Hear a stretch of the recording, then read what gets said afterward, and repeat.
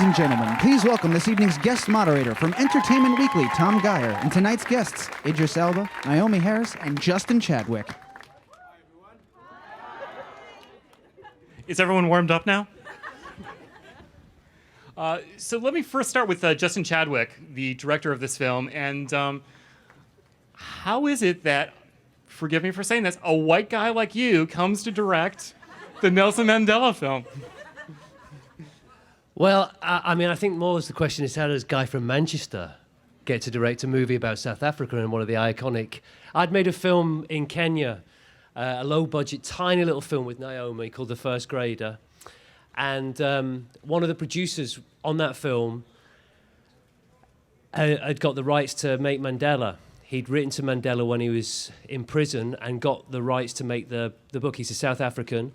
And he said... Look, I've shown the family, I've shown the comrades, I've shown the people that were on Robben Island with Mandela, your little movie. How about making Long Walk to Freedom? And I was like, oh, how do you even begin to tell that story in an hour's or an hour and a half or a 2-hour film? It would make the most wonderful mini-series. And I went down to South Africa and met some of the comrades and talked to them and realised that I had this chance from being outside, that I could go to the country and work and listen and observe and just talk to the people that are involved in this story. Winnie Mandela, the 2 children, the comrades. And because I was from outside, I lived there for over a year, talking to people who knew Mandela intimately and thought I could find a way through and make a film that was not just about apartheid, but an intimate story of a man and a woman, because I was hearing it from the men and women who'd actually lived the struggle. And how did you arrive at Idris to play this iconic figure? Well, The Wire, String a Bell. Obvious choice. No, I mean, look, for me, we weren't going for a looky-likey version. Idris is from London. He's not anything physically, apart from he's exactly the same height as Mandiba. But we weren't going for a looky-likey version of the characters. We wanted to catch the spirit of the men and women we were portraying, whether they were Walter Sisulu, Ahmed Kathrada, or any of these characters. And I loved Idris's work because he's subtle. And because I had this contact with people that knew Mandela as a young man, not just as a politician, but as a young man, who'd been out with Mandela as a young man, who knew him, had been out with him, had partied with him. And they all talked about Mandela having this star-like quality and this warmth. And Idris has got great warmth. He's a star. He's also a true gentleman. And he's a subtle, subtle, subtle actor, you know. So, Idris, were you... So I flew and met him for and we spent 3 days together while we talked about it. I mean, you've got to remember that, you know, the producers were thinking about a big Hollywood star. I'm not saying that, you know, but Idris, at that time, you know, we were looking for somebody to kind of play that part who was going to be prepared to come to South Africa on an independent African movie, working in Soweto, working in Kliptown with real people that had been living the struggle and live the struggle today. So it takes a certain bravery from any actor to walk out in front of 2,000 people from Soweto saying, okay, words that Mandela had said in front of people who have actually lived that struggle. So right from the off, Idris was prepared to work like that, and Naomie too. So that doesn't sound daunting at all, Idris. I mean, what was it like to take on this role? It was tough, you know. Obviously, there was so many challenges, personal challenges that I had to get over. You know, I didn't believe in Idris playing Mandela. You know, I was hooked up on the looky-like version of Mandela, and I was just, you know, I'm West African, I'm not South African, so there's a whole different cultural thing that I was aware of, and I was just like, I'm not sure if I could do it, to be honest. I didn't feel that I had the attributes. You know, when my agent called me about it, I put the phone down on him because I thought he was joking, and he called back. I said, listen, man, you need to speak to Morgan, and put the phone down again. And then eventually I came round and Justin came to see me while I was making Pacific Rim in Toronto, and we sat down for 3 nights and just hung out and spoke about his version of Mandela and the idea of sort of highlighting this younger man, this charismatic man, this man that had was the first black lawyer in Soweto, and all this energy that he had, and he wanted to bring that across because he wanted to show you what Mandela was like when he was my age, 41 and so on, to give some context to where Mandela ends up and the Mandela that we know now. So, I was worried about this role, very much so. What was the biggest challenge for you? There were a few. I think the range, playing the range realistically, playing from around 20, which was impossible practically, to 70, and mapping out the whole journey. Things happened to his body, to his mind, his voice in that whole time, and it was just that was the biggest journey. Was trying to figure it all out in this 6-month shoot. We didn't shoot in sequence. We shot out of sequence. So some days or some weeks I'd be older Mandela, and some the younger Mandela. So it was just just pulling it all in and making sense of it was the biggest challenge for me. You mentioned the voice. Tell me a little bit about getting that very memorable cadence of Mandela's voice, which I think you do brilliantly in the film. Thank you, man. It was a lot of studying. I'm a natural mimic, you know what I mean? If I talk with you, for a little bit, then no, that's terrible. Anyway, but I'm a natural mimic. If I hang around someone for long enough, I start to understand what they're doing with their voice and their cadence and speech. Ironically enough, though, my dad's voice is not too dissimilar. He's from West Africa. It's a slightly different accent. He's from Sierra Leone. Sierra Leone, yeah. And African, people that come from Africa speak English with such an interesting cadence. It's broken up, but almost anything you say sounds noble. I'm going to McDonald's. It just sounds noble. It's amazing. But, comparatively with Mandela, it was, something that I was attuned to with my ears, and I could sort of understand a little bit. But Mandela's vocal quality was just, when he was very younger, he had a very high-pitched voice. He stuttered, and he spoke very quickly. And as he got older, he slowed it all down. He realized the power of poise and silence, and really just, sort of settled into his chest. It's very nasally sound. So I kind of just paid attention to all of that and tried to emulate it. I think we have a clip of a courtroom scene that really shows off just what you did with the voice.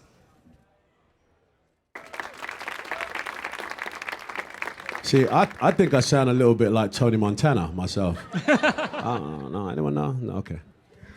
One of the things that's so admirable about this film is that this is not a kind of plaster-stained version of Nelson Mandela. And I wonder about, because this is officially authorized by the Mandela Foundation, is my understanding, was there any sort of pushback in terms of portraying Mandela as a womanizer, as a not completely flawless person? Well, that was one of the reservations I had going in, because the foundation, which look after the legacy of Mandela, and also these personal relationships, like, first day I was down there, went to see Winnie Mandela, was with Winnie Mandela for 6 hours in her house. She still lives in Soweto. But at no point did anybody try to look at the script or influence the script. The only thing that they all talked about, and there was men and women. I mean, I spoke to the guy that ties Mandela's shoelaces before he goes in to see President de Klerk. I talked to the interrogators, the jailers, and at no point did anybody say anything about what should be or shouldn't be in the film. And we do not shy away from the controversy. All they wanted, the men and women that were involved, and there's a lot of men and women involved in this story, as you can imagine, is the truth. They want it to be truthful, absolutely true. True to the people that we're representing, true to the many women and men that we depict in the film that died, lost their lives to the cause. And ultimately, the central couple, Mandela and Winnie, they wanted us to be honest. And I talked to them that I was going to show the flaws of their characters. We weren't going to shy away from the controversial sides of their characters. And that's what the film depicts. And we showed it 2 Sundays ago in Johannesburg to the family, to the comrades, to Winnie Mandela, and to the people that are close to Mandela, who have been with Mandela for the last 30 years. And they all of those men and women love the authenticity of it, and they all said it represented their struggle. So for me, and I think for the creative team, that meant everything to us. But as far as anybody having a hand in the script or shying away from anything, no, it was absolutely, they wanted the truth. It was important there, because otherwise you're making, Mandela himself wants to be remembered first and foremost as a man, and that was very, very important in the depiction, and informed actually every single decision we made. 360-degree worlds created on sets, that if you'd have opened a drawer, inside that drawer would have been things that were true to the struggle and true to that environment that we were in. So it was important to get it right.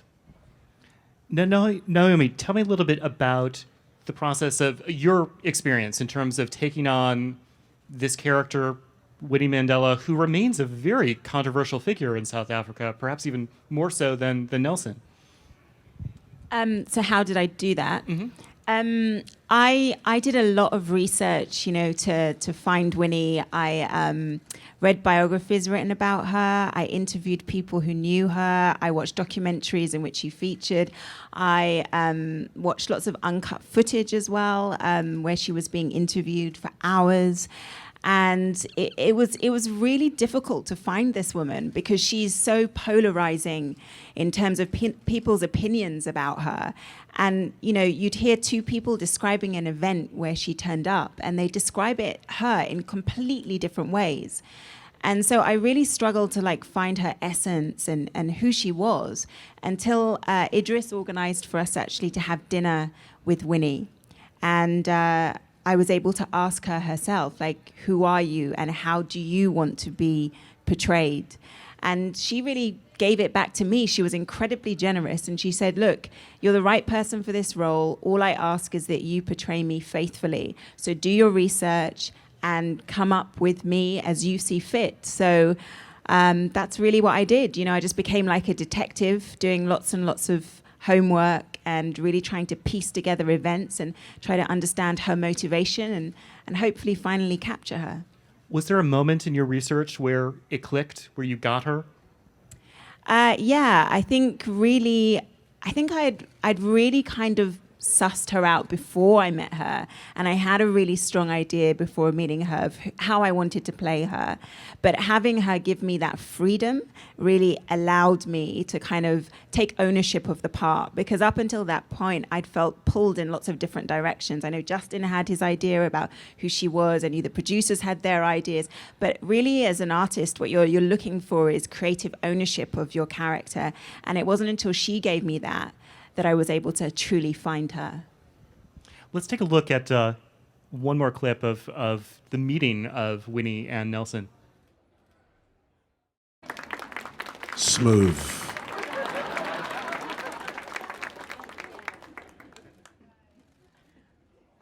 Now, we've seen this clip, and they of course do get together, but much of their love story, they are not on the screen at the same time. Nelson spends decades in Robben's Island. So tell me a little bit about the experience of telling a love story where the two central figures spend so much time apart.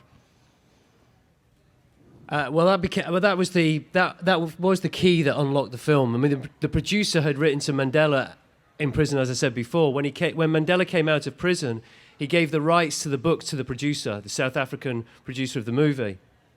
And they tried for years to make the movie. But it was only really once we were down in South Africa, when I got involved about 3 years ago, that the central love story, everybody talked about Mandela having this amazing energy and this almost electricity as a young man. When he met Winnie Mandela, she too was this very, very bright, articulate, passionate young woman. And when the two came together, I mean, it was explosive. I mean, they could have done anything. And so it was really important for me, when you're making a film, you have to try and find a point of view. Otherwise, it just becomes an episodic movie about apartheid, which would make a great miniseries. But we were trying to make a film that had a personal take on it, a take about looking at these men, these two characters as men and women who were fathers, husbands, people like us. And so it was very important that we found a central point of view, and that point of view was the love story. And it took one day when I was on the last prison that Mandela went to, I went in the very, very early days of my research, and I was in Victor Fistel. I don't know if any of you are old enough to remember Mandela coming out in the 90s of prison. It was a day when I was a student. I was watching the footage, and the TV cameras were all there. Nobody knew what Mandela looked like. And then eventually he emerged, and we were waiting for ages and ages. It took so long to come out. So all this time later, 3 years ago, I'm in that prison, and I'm with a guard that was there on the day. And the guard, I said, listen, I was at college at the time in England. Why were we all waiting? And he said, well, he was waiting for Winnie. He was waiting for Winnie. He would not, all his family were around him, and he would not walk out of that prison without her holding his hand. He would not do it, even though, and this is a young guy then talking, even though that relationship was broken and shattered and was full of problems, he would not walk out without her. And that was like, wow. So me and Bill Nicholson, the writer, we started from that point. Right, love story. That will be the central spine. And then they've got 10 minutes of screen time. So as a director, you hope and you pray that your movie stars, I love them both separately, but you don't know until you actually get them on film, that will they have this chemistry? Will they have this elusive thing? And I have to say, that first day when I got the rushes back, their passion seared through that celluloid. It was beautiful. And it was the heart of the movie, and that is the heart of the film for me, and it's down to these two.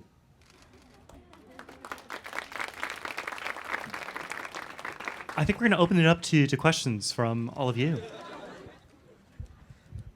How's it going? My name is David. I just want to say I'm going to actually see the movie in a screening on Monday, and I work in a global history class, so I'm definitely looking forward to sharing this with the students.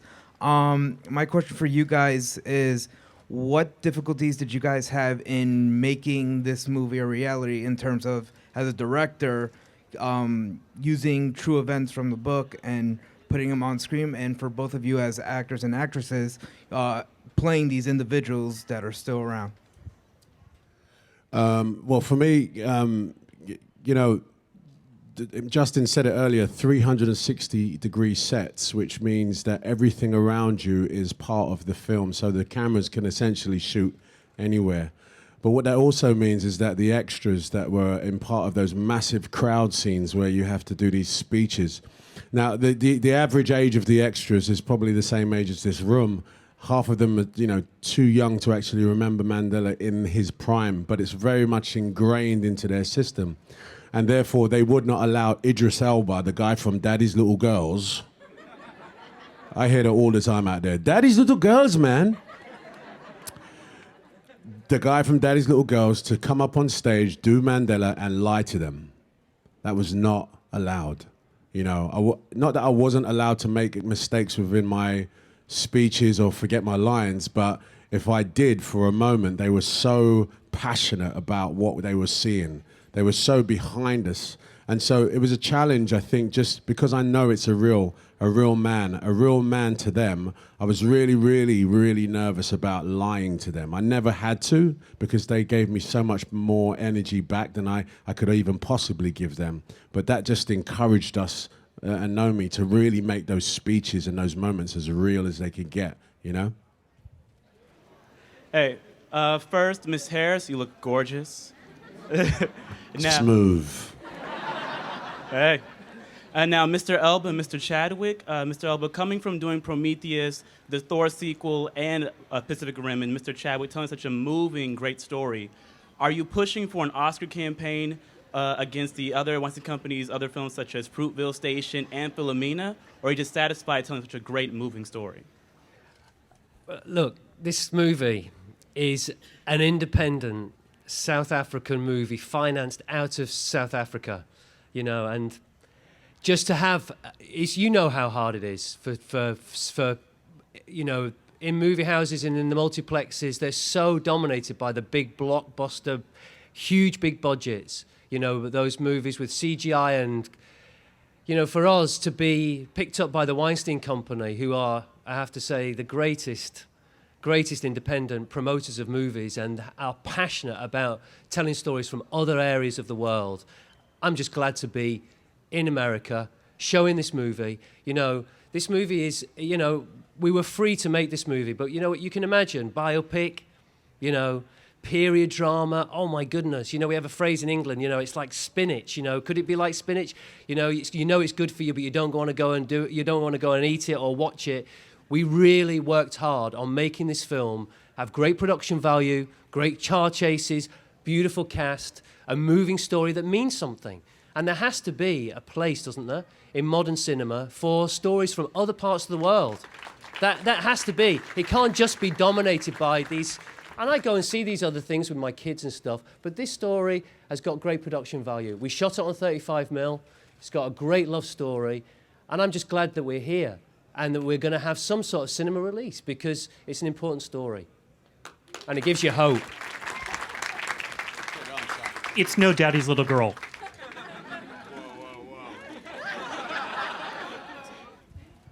Hi, I'm Amrit. This is a question that any of you can answer. What impact do you hope that this film will have on the world's perception of Mandela, and perhaps do you think that it might even change some negative perceptions that people have had about Mandela up until today? What Mandela did, that he in his 70s managed to turn around a country peacefully. You know, he's a man who the world came to Mandela. He had a set of principles that he went into prison for. He kept true to his own beliefs, and he turned a country around and made that transition peacefully. I don't think there's another example in any history where a man has been able to do that, and with such dignity. And most importantly, he did it with forgiveness and love. You know, I mean, Mandela is an inspiration. I want my kids to come and see this movie. You know, I've got 2 young boys. I want them to know they keep their hearts, they keep their ideas, and they keep true to themselves. Mandela is a great hope. He's an inspiration. And, you know, the film I hope is a true portrayal of him and shows him as a man and shows what you can do. You know, there is injustice, social injustice, as you know, massive, and it's getting worse in terms of poverty and the economic difference between people. And there's anger out there, a lot. We felt it in South Africa. Mandela gives you something to do with that anger, and he does give you hope. And I hope that audience, I hope that connects with an audience today, particularly the next generation of cinema goers. I really do.